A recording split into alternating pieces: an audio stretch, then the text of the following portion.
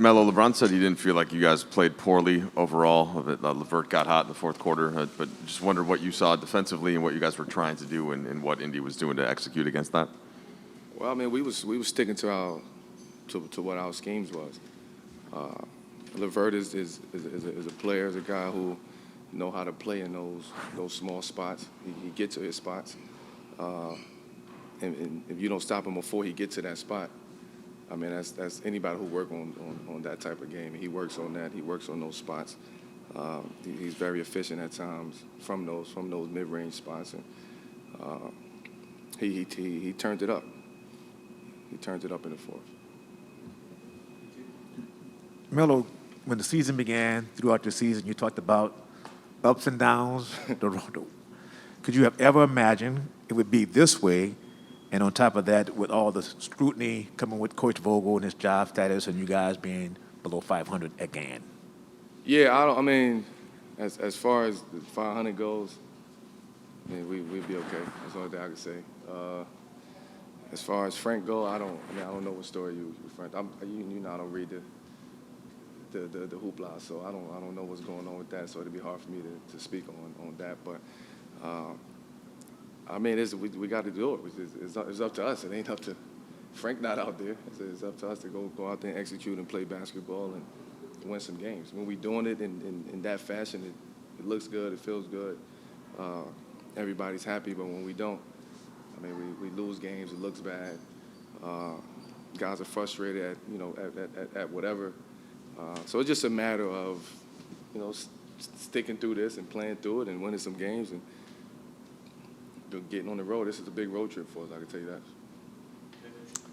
Melo, that was a week ago or so. We talked to you, and you said, of all people, I can relate to what Russ is going through because I've been there. I'm just curious, from your perspective, for him not to play the last 4 minutes of the game, that's a new thing for him with this season in particular. What, as a teammate, how did you see that moment for him? I mean, for me, I was in the game, so I don't know. You get caught up in the midst of the game, so it's kind of hard to kind of pay attention to what's going on the sideline. I mean, again, it's an adjustment. I think I know what he's dealing with, what he's going through. I've been there before. I don't think it was anything personal, from coaching.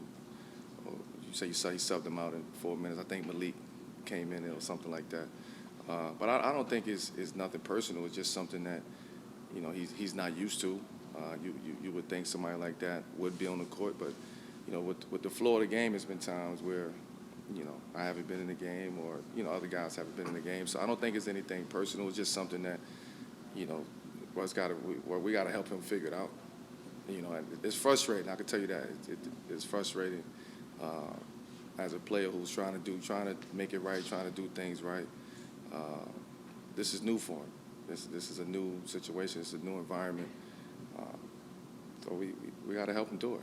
I mean, that's the only thing we can do is make sure his mental right. That's the only thing I care about. I don't care about any basketball stuff when it comes to Russ. As long as his mental is right, then I'm good. Hey, Mel, how have you seen Frank handle the ups and downs of this season? He's handling it. He's here. He comes in upbeat every day. He gets on us when he needs to.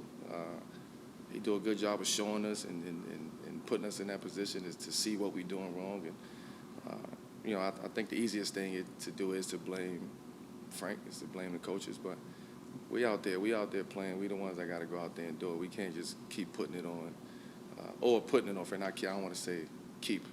I know how words are powerful, so I don't disregard keep. So I know how hard it is, to do what we got to do to put us in situations where we could win the game, and us going out there being able to execute, whatever the game plan. Well, given that more than halfway through, and you guys have obviously been through a lot of night-to-night ups and downs, and they still aren't fully healthy. What's your confidence that there can still kind of be a contending team in this group and the second half can kind of play out the way you guys envisioned? Yeah, well, we're not wavering from that. I don't think there's a lack of confidence on this team, and if it is, it's not showed. It's not being put out there. Like I think guys are doing a great job. If it is, of keeping that to themselves, but there's definitely not a lack of confidence, and our mindset and our goal is still the same. It's just this is part of the journey. I don't think nobody expected that we would be going through this and dealing with this, but it's a lot of other things that we weren't expecting as well. So some things is out of our control, some things is in our control, and we just got to worry about the things we can't control. Melo, just wondered how the back felt throughout the week, and then tonight getting back out there, like playing 30 minutes up and down. How did that I go? was good. I felt good. My body felt good. My back felt good. Going from not being able to get out the bed, drive, get in and out the car, like them days was tough. Not being able to eat, not being able to sleep. Everything's being controlled by your back. To now where, I'm back out there. I played 30 minutes tonight. Nothing lingering. Felt good. So I could say the week and some change definitely helped from a physicality standpoint and a mental standpoint as well. Anytime you get a chance to you get a break. I don't want to say take a break, but you get a break. You want to utilize that. One final question on Zoom. Nathan on Zoom. Hey, what's going on, Carmelo? The 2-year anniversary of the passing of the great Kobe Bryant, is approaching him as a big brother to you. What is the energy like in LA right now? And can you just talk about his greatness in terms of what he has meant to you? Well, his energy is always here. I mean, especially mentally, we always thinking about him. I'm sure the city is always thinking about him. People in general is always thinking about him. Today is a very special day. The 2-year anniversary of his passing. So it's a celebrating day. It could be a sad day, thinking about it. Memories and what he meant to this organization and what he meant to the city, but what he meant to the game of basketball as a whole. But we have to continue to celebrate him. That's one thing that I'm sure he would have wanted us to celebrate him.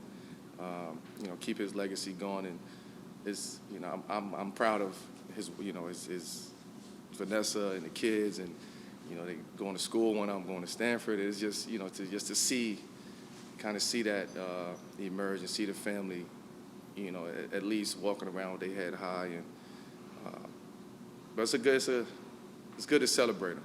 I can tell you that.